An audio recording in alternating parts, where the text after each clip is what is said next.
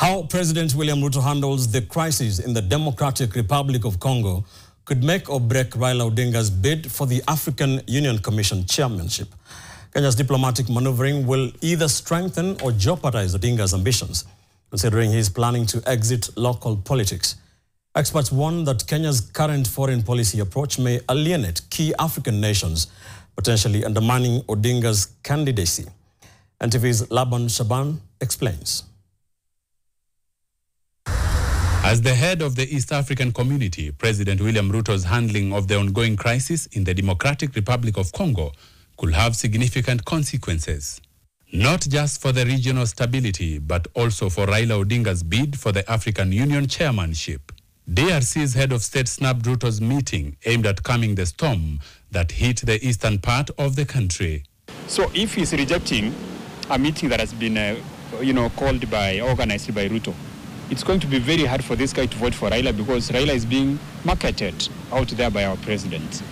But then what I'm counting on is the personal friendship Raila has with Felix.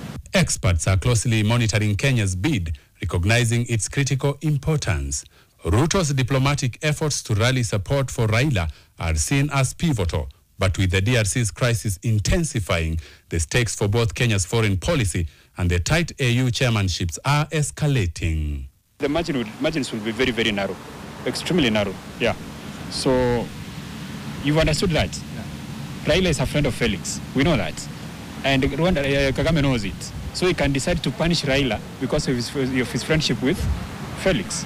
Yeah, so I hope he does not go there. He can be very petty when he decides. But a recent controversy has added another layer of complexity.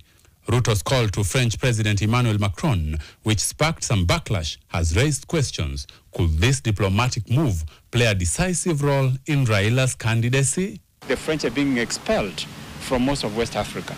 And then now word goes out that President Ruto made a phone call to Macron to help mediate the Rwandese crisis, the DRC crisis.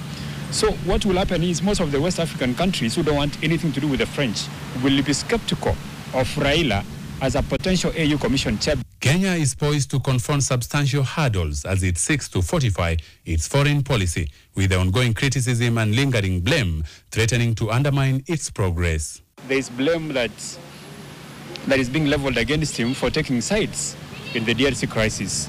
And that is why we are not being successful as a nation in brokering any kind of peace in DRC. So we are not doing it well, we are not handling it well. Kenya's handling of the crisis in DRC is quite tricky, with potential implication for its African diplomatic ties and Raila's road to Addis Ababa. Laban Shaban, NTV, Nairobi.